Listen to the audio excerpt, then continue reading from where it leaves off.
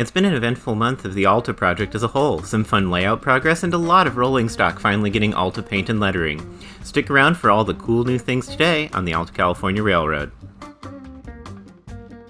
This fall has been the beginning of locking down and painting up the schemes for the ALTA locomotives and rolling stock.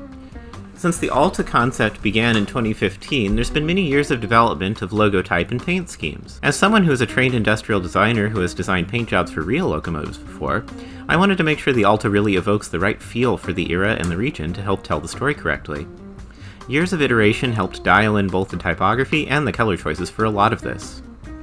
Being operational partners of the Santa Fe and the Western Pacific, I felt it was smart to share some graphic design practices between these roads. The first car to officially be painted up in any ALTA scheme was this KD PS1 boxcar in a striking Mexico 68 paint scheme. It was built in 1967 and has the orange sides and silver roof paint job.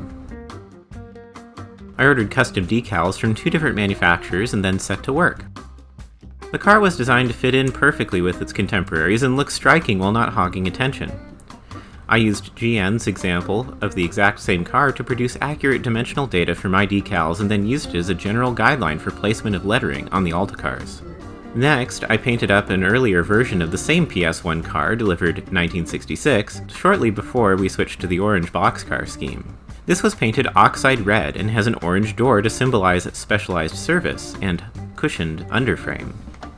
Initially, I put the large Alta Futura logo on the side, but then decided it needed an earlier version using the older type style to further reinforce the new orange car's look. I floated that decal away, and for a while, they'll run without the slogans on the other side. Next, I added the orange Talavera logo and the rest of the data. I ordered a follow-up set of decals, and now both eras of boxcar can look nice together. After the cushion cars were done, I moved on to earlier examples of boxcars. These are KD 40-foot and 50-foot boxcars ordered by the ALTA in the late 1940s. These feature a nice slogan inviting you to ride aboard the Monarca, the ALTA's premier passenger train. Also on these cars is the older blue Talavera logo, which dates back to 1927 and was retired in 1955 in favor of the orange version seen on the cushion cars. They also have the earlier Clarendon serif type as well to further place them in a specific era. All of them running together as a consist really help bring the layout to life. I also left space on the decal sheets for cabooses and other types of cars. Here's the lovely Scratchbuilt caboose I did in an earlier episode, finally adorned with the proper decals. I also did up a second caboose that Jay helped me install lights in as a test.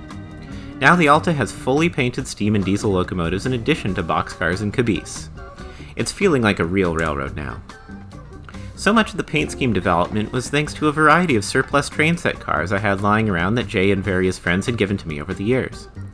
I painted up this test boxcar to decide how I wanted the cars to look. This was done quickly using Rust-Oleum spray paints and masking tape to achieve a test bed car in moments instead of hours. Seeing test mule cars on the layout really helps versus fussing in the computer for hours, days, months, or even years, and helps finalize decisions in the real world.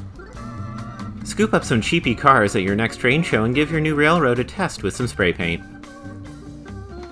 I wanted to experiment with new types of cars. One thing I learned from, of all people, Joan Didion, is that trains of copper concentrate ran to the port of Guaymas in the 60s, so I set out to do some research into various roads' cars. The SP, Phelps Dodge, and Kennecott Copper all had cars for this type of service. I wanted to avoid the model railroad trope of using Minnesota and Michigan region or Jennies on a southwestern layout. So, for the older fleet, I was inspired by Kennecott's original 50-ton hoppers on the Nevada Northern. It was as simple as cutting down a train set USRA hopper a couple of rivets shorter to match the prototype. This test car got a quick spray of oxide red, and now it'll be the pattern for a fleet of ore hoppers that I'll build. In this case, the final models will be using the excellent Tichy USRA hopper carefully cut down and assembled to match. I'll dedicate a future episode just to ALTA rolling stock and how you can model some of the equipment yourself.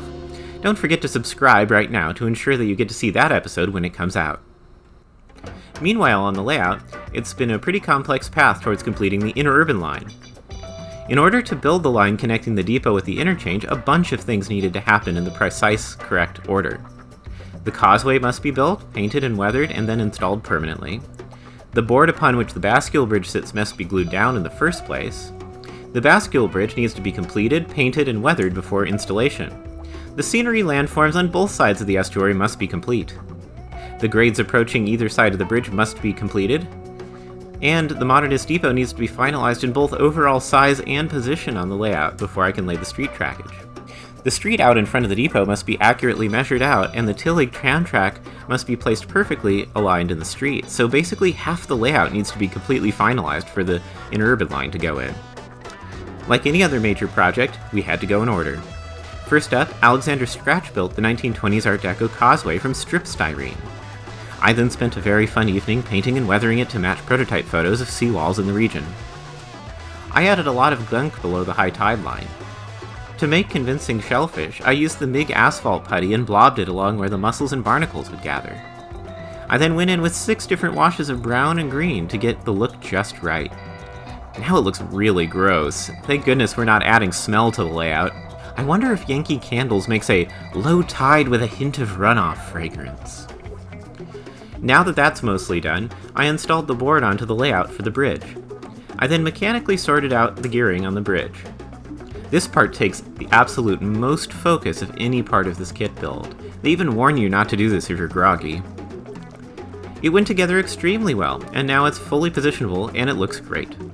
I'll weather it in the next video.